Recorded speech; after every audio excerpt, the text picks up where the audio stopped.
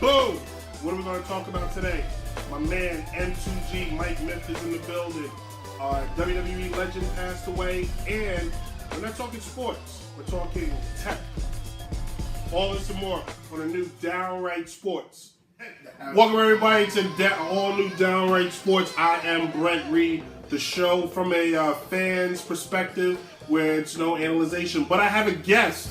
We will interview him in the movies and video games part of the show. If you've seen it, it's my favorite part of the show because I just get the rant. But it's my man, friend of over 15 years, M2G Myke Myth, the man behind the music on the show, which makes it really, really cool. Myke, say hello to the 5 people in the world. What's going on with y'all? Myke Myth, aka King Busy, aka M2G. Follow me on Instagram at DMyke Myth. Follow me on Twitter at Myke Myth. Let's get working. It's a lot of follows. Anyway, let's dive into it. The must-know news, and we start with some sad news. Me and Myke both watch the WWE. We won't say we're hardcore fans. We watch from an entertainment standpoint. And a legend and the whole thing, Bobby the Brain Heenan passed away at 79 years old. He's been off TV for quite a while. I remember him from the WCW days, not as much the WWE, but he will be missed. He was funny. Most definitely. He was definitely funny, and you always got the commentators. You had the good guy, the bad guy. He always was the bad guy. I always remember Bobby the Brain Heenan hating Hulk Hogan. I remember him as part of the, as far as the background, storyline work in WCW. He had a lot to do with that. Mm-hmm. And just hearing that he passes up, really saddening, another legend going on, Yeah, especially after Ric Flair was the one everybody was concerned about. Yeah. The Nature Boy, Ric Flair, lives and Bobby goes. We move on to a happier note. If you're from Houston, and after everything they went through, they need some happy. The Houston Astros clinched their first American League West championship, division championship. It's their first division crown since 2001, back when they were in the National League. The Astros have been seen as the best team in all of baseball. I don't believe it.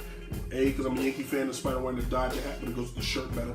And I think the Astros will make it to the next round. They'll get beat, and we'll be done with them. That's what I believe. And then finally, last night, the Emmys. Myke will appreciate this. A bunch of winners, but the one we're going to single out the most is Donald Glover, a.k.a. Childish Gambino, a.k.a. Kando. Dang God, I can't think of his name. He's going to play Billy D. Williams in an upcoming Star Wars movie. What's his name? What was Billy D. Williams' name in Star Wars? Got me beat. Whatever. Anyway, Donald is the first ever African American actor to ever win leading actor in a comedy, and the first ever black or African American, however you want to call it, to win best director in a comedy series, the show being Atlanta. Myke has seen Atlanta. I have comedy not. Comedy is pure comedy from beginning to end. It shows a lot of the struggle as far as getting in with a comedic satire of such, and the storylines very good. I wasn't expecting it to be as good, but as I went further into the series, the storyline got better. There were more twists and turns. As far as the music, the soundtrack for it, everything it was just like a big melting pot, and it was just enjoyable after the 3rd episode. It was pretty good. I wait for it to hit Netflix and I'll probably catch up. Season 2 is coming and everybody's waiting for it. Another actress, for also a first time on the Master of Nothing with Aziz Aziz. Yes. He's a black female lead writer, and she won for the first time ever. A black lead writer won. So there's progress to be made for our people. Hopefully, Downright Sports is the beginning of all of that. No, I'm just joking. But when we come back, the topic, and today's topic is technology, baby. Apple versus Samsung. Downright Sports.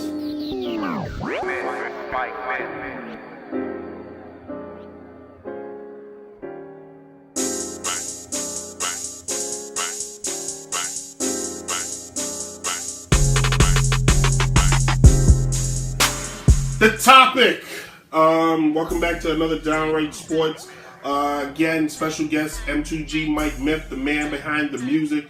Every great show has great music. I don't care what you say or believe. But anyway, today, normally this is all sports show. I think I've done one serious show. I talked about Trump, and I got flack from my own mother, which was weird.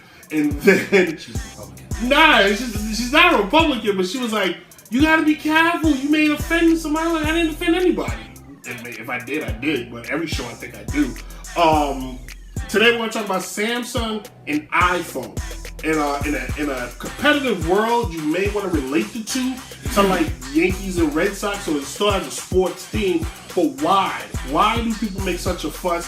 I'm an Apple guy, but I don't really care. Myke has always liked Android, but he's never had an Apple. He may be able to speak to the Android world. I can tell you, I know a lot of people like it because they can customize it. Yeah, you can do what you want. It fits you. Android's really made it fit you. The setup of how how the whole build up of any Android phone is really simple. It just goes from phone to phone. The updates are better.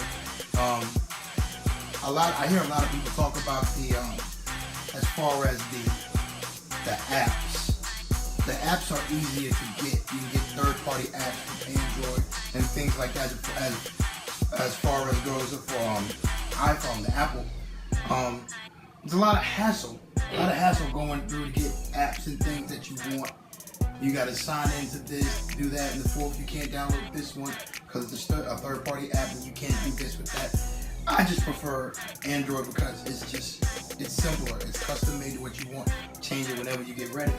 Speaking from a pure Apple guy, I understand a lot of Android people, that's always their go-to move is the apps. I can tell you straight up, the reason why I like my iPhone is because I don't have to worry about the third-party apps.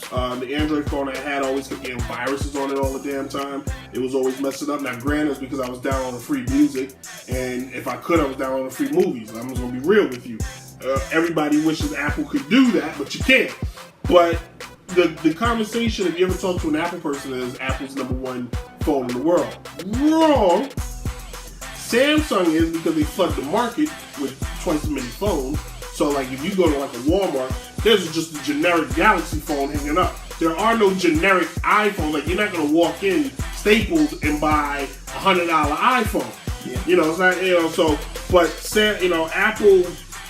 It's weird. I think the two worlds can exist. Now, I think recently with the announcement of the new iPhone 8, excuse me, the new iPhone X versus the new Samsung 8 and the Samsung Note 8, I think the Samsung has won because now Apple's playing catch up. Apple's doing nothing no different. The face recognition on the X, Samsung does that now. The wireless charge, Samsung's already had that since like the S6 or some crazy crap like that. In Samsung's defense, I believe they were doing that since the S4, Galaxy S4, when they had the you could use your eyes, you could scroll up and down. They've been doing that for a while. I don't know about. And it went hand in hand as far as face recognition. There's a lot of stuff Samsung's doing. Ever since Steve Jobs died, Apple hasn't come out with nothing original at all. Even like the little earpods, those earpods, Samsung had those first. The wire, like Apple act like they reinvented Bluetooth headphones and they haven't. So Apple's playing catch up. Let me ask you this: if you could design the perfect phone, what would it have? Perfect phone would have the iPhone build, Android setup, Android price. They're about the same price now. Yeah. My perfect phone would be waterproof, water resistant, shatterproof.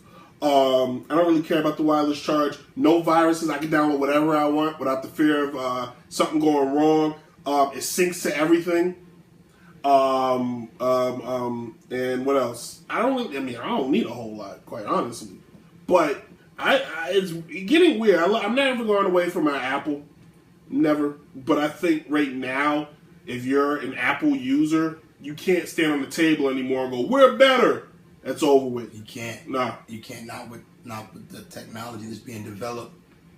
Things that are coming out. It's like how we used to kind of say pop music was worse, hip hop was better, but now you can't. It's all the same. It sounds the same now. It's the same. It's the same garbage. Well, what you going to do? Unfortunately, I have to sell both of them, so I don't really care. That's in my other life, in my other world.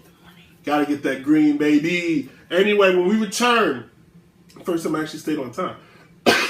Excuse me. When we return, movies and video games, This is Downright Sports. Myke. Go to look at it. Here we go. My favorite topic: movies, video games. That music you may be hearing in the fade distance has been created, produced, and developed by this man here, Mr. M2G Myke Myth, Mr. Funky Enough himself, Mr. I'm tired of talking. Yeah, Mike's got a lot of different nicknames and names.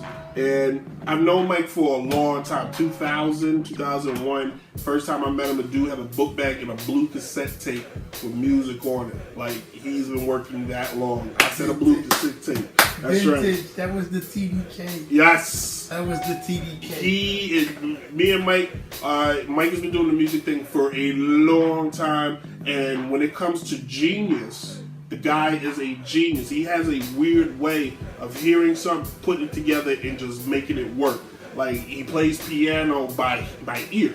It's sick. It puts his hands to it and just goes to work. He's just that incredible.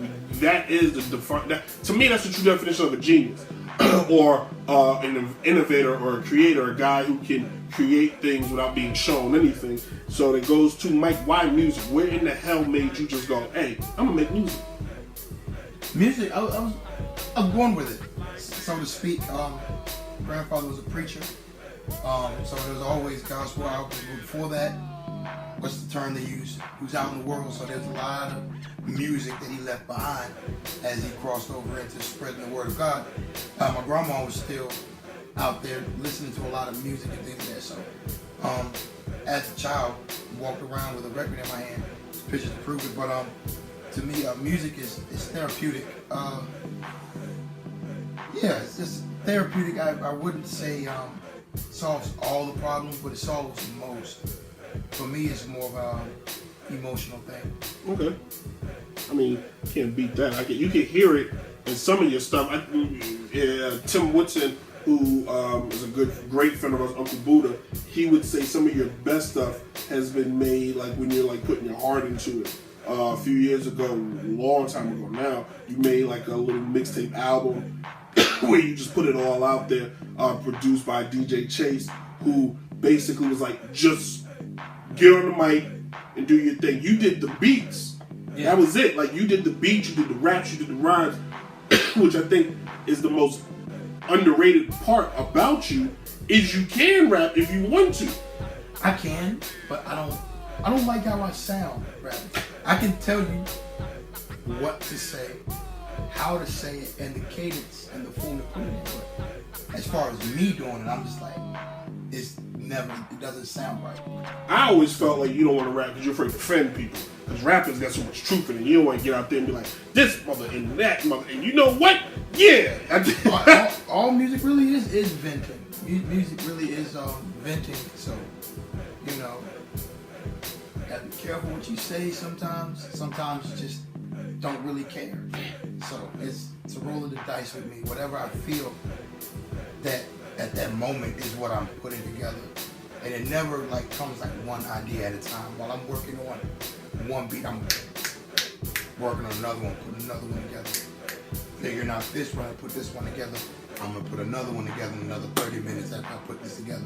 I have so many projects I just put together in the same day. Usually I probably make about, on average, 5 to 6 beats a day.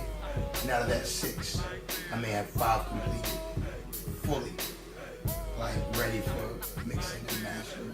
I know when we made a movie eons ago that I'm starting to put on YouTube and it takes forever to edit, but that was the biggest hassle because Myke is such like a detailed perfectionist. He's not giving, like when he gives me music for the show, I have to tell him to give me his trash. That's the only way he understands me. I'm like, Myke, give me your trash. Because he goes, I have nothing ready. And I'm like, I know you got like 7 things that's complete you don't like. Give me the trash. And shout out to my boy Brad, OK Projects, who has said he does not believe I had a person making the music. So there he is. I gotta ask you, Myke, before I let you go. Before I let go, whom are the people that influenced you the most, or still do influence you? You know what I'm saying? Let's go way back. I would say Pharrell and Timbaland. Shout out to Virginia artists. But Pharrell and Timbaland are my basic influences. It's just something about just Pharrell's chord progressions, melodies, and just the way he structures the song is like second to none. Timbaland, of course, drums will always hit every single time. I don't know what he sprinkles on whatever he makes, but it's second to none. Like after that, then we go to without Kanye added to it, there would be no me at all, because I guess Kanye opened the door as far as me sampling. Sometimes you can listen to a song and it says everything you want to say, and that's what I do with my music. I take all of the elements from my influences, put them together. I want this song to say something. I want the melody to make sense, and I still want the energy from the drums. I put that together, and I try to set a tone, an energy, a certain feeling. You know, just captivate that one emotion. Like the Wreck-It Ralph beat. Wreck-It Ralph, which we're gonna play I'm gonna play to close the show out with. Wreck-It Ralph beat was dope. It's hits on so many levels. I don't think people. There's a lot of guys that pretend. There's a lot of guys that do it for fun. There's a lot of guys that do this. That's me running my mouth or them talking. Myke actually does it, and I can give him credit for it, and I give him all the credit. The reason why I wanted to interview him, we were supposed to do a show a long time ago, and things get in the way, kids, family, child support, all that stuff. But anyway, this has been another Downright Sports. As the alarm tells me, it's time to yell. Shout out to everybody, my girl Meg, or her channel, Shut Up Meg, my man B Rad, don't worry, Miami and Texas coming along the way, Stewart is just old. And DJ Chase, will hope to hear from you later.